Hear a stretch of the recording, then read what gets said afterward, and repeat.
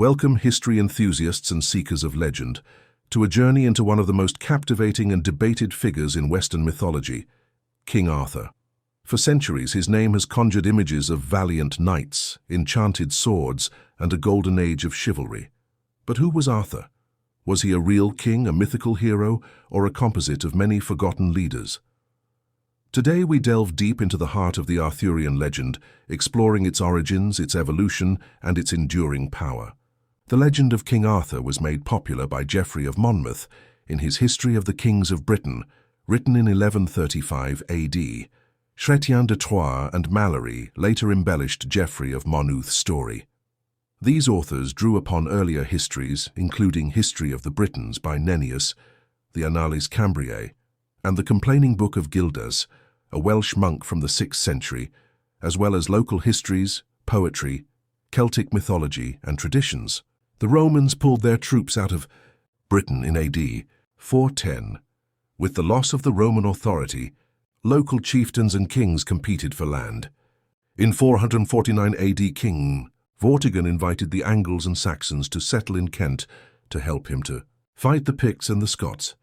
But the Angles and Saxons betrayed Vortigern at a peace council, where they drew their knives and killed 460 British chiefs.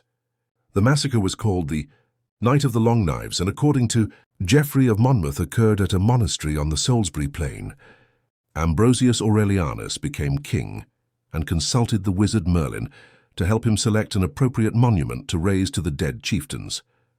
The king's brother and Arthur's father, Uther Pendragon, leads an expedition of soldiers to bring the stones from Ireland to England. Merlin magically reconstructs the stones as Stonehenge on the Salisbury Plain around the burials of the dead British chieftains in the monastery cemetery.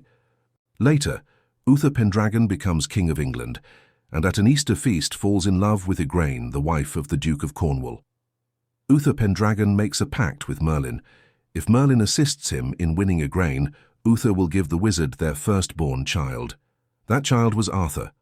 Arthur is said to have been born at Tintagel Castle in Cornwall, and was taken by Merlin to be raised by Sir Ector. Shortly thereafter, civil war broke out in England, and Uther Pendragon was killed. Merlin, a wise magician, advised that the baby Arthur should be raised in a secret place and that none should know his true identity. As Merlin feared, when King Uther died, there was great conflict over who should be the next king. Merlin used his magic to set a sword in a stone. Written on the sword in letters of gold were these words: "Whoso pulleth out this sword of this stone is the rightwise born king of all England." Of course, all the contenders for the throne took their turn at trying to draw the sword, but none could succeed. When Arthur was a young boy, he drew a sword called Excalibur from a stone. One version of the legend states that the sword was made at Avalon from a sarsen stone from Avebury or Stonehenge. Whoever drew the sword from the stone was the true king of England. Arthur was coronated in the ruins of the Roman fort at Caerleon in Wales. He gathered knights around him and fought back against the Saxons who, since the Romans left Britain, were slowly but surely taking the country over. After many great battles and a huge victory at Mount Badon, the Saxons' advance was halted. Arthur's base was at a place called Camelot. Here he built a strong castle. His knights met at a round table. They carried out acts of chivalry such as rescuing damsels in distress and fought against strange beasts. They also searched for a lost treasure, which they believed would cure all ills. This was the quest for the Holy Grail. The round table is a symbol of equality amongst his knights, for no knight was seated in a position superior to another. A rule at the table was that no one could eat until they told a story of daring. Arthur had 3 half-sisters, who are sometimes referred to as sorceresses. Arthur falls in love with Mordred, not knowing that she is his half-sister. They have a son, Mordred. Arthur is horrified when he finds out the truth. He orders all baby boys born at the same time as his son to be brought to Caerleon. The babies are put onto an unattended ship and set out to sea. The ship crashes on the rocks, but Mordred is found by a man walking on the shore, and who takes the baby home and saving his life. Arthur lost Excalibur in a fight with Sir Pellinore. Arthur was saved by Merlin's magic. Arthur receives a new sword, Excalibur, and a scabbard from Nimue, the lady in the lake at Avalon. The scabbard was magical, and as long as Arthur wore it, he could not die. Arthur falls in love once more, and marries Guinevere, the daughter of King Leodegrance of Camelot. Their union marks a moment of peace and celebration in Camelot, and Guinevere becomes queen. Unfortunately, Guinevere betrays Arthur with his knight Sir Lancelot. Arthur's son Mordred discovers Guinevere and Lancelot and brings the news to his father. Arthur must condemn Guinevere to death, but at the last minute, Sir Lancelot saves her. Arthur chases them to France, and in the interim Mordred claims Arthur's throne. Arthur and Mordred eventually meet in the Battle of Camelot that takes place circa 537. When the battle ends, only Mordred, Arthur and Sir Bedivere remain. They fought until Mordred died and Arthur was fatally wounded. Arthur asks Sir Bedivere to throw his sword, Excalibur, into a lake. Arthur is taken to Avalon, an island in a lake inhabited by sorceresses. His body was never found, and many say that he rests under a hill with all his knights, ready to ride forth and save the country again. King Arthur fought many battles to defend Britain from invaders during a time of chaos and uncertainty. According to legend and early historical sources, he led the Britons in a series of heroic campaigns against the Saxons and other enemies. Arthur was not only a brave warrior, but also a skilled commander who inspired loyalty and courage in his men. He is said to have fought 12 major battles, including the legendary Battle of Mount Badon, where he achieved a great victory that stopped the Saxon advance for many years. In every battle, Arthur emerged victorious, strengthening his status as a legendary leader and protector of the realm. Battle of Mount Badon. Context: this is the most famous and widely referenced battle associated with King Arthur.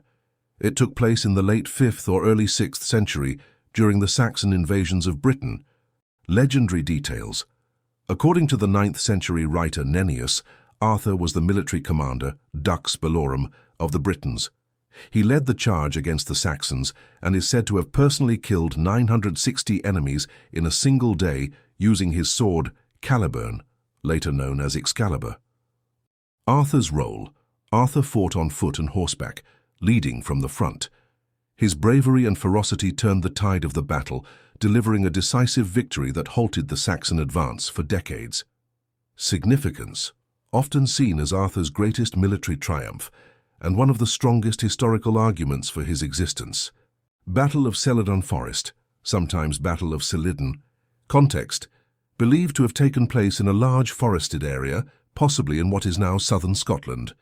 Legendary details. This battle is one of the 12 mentioned by Nennius. The Celadon Forest was a difficult terrain, making battle risky. Arthur and his knights are said to have used their knowledge of the land to launch a surprise attack on the invading forces. Arthur's role. Arthur used guerrilla tactics, ambushing enemy camps deep in the forest. His leadership helped maintain high morale in harsh conditions. Significance. Demonstrates Arthur's strategic mind and command of mobile warfare. Battle of River Glen. Context. Not much is known about the exact location, but this is also listed among the 12 battles in Nennius's account. Legendary details. Fought near a river. This battle likely involved defending a key crossing from Saxon invaders. Arthur's role. Arthur and his forces held a narrow bridge or ford, forcing the enemy to fight on unfavorable terrain. He is said to have personally led the charge to reclaim the bank. Significance. A display of Arthur's courage and tactical use of terrain to counter larger forces. Battle of the City of the Legion. Context. Believed to have occurred in the city of Chester, formerly a Roman fortress city. Legendary details. This urban battle likely involved reclaiming a Roman stronghold. Arthur fought to protect the last Romanized strongholds of the Britons. Arthur's role. Leading his knights through city gates, Arthur used disciplined formations to fight street by street. He may have used cavalry charges within the wider Roman walls. Significance. A symbol of Arthur's role as a protector of Roman-British civilization and order. The enigma of King Arthur persists because it is a story of enduring power. It is a testament to humanity's yearning for heroes, for a golden age, and for the belief that even in the face of insurmountable odds, noble deeds and unwavering principles can illuminate the path forward. Whether a historical king or a magnificent myth, Arthur's legacy continues to captivate our imaginations, reminding us of the enduring power of stories and the timeless appeal of a knight in shining armor. Thank you for joining us on this journey through the captivating world of King Arthur. What aspects of the legend intrigue you the most? Share your thoughts in the comments below, and don't forget to like, share, and subscribe for more explorations into history and myth.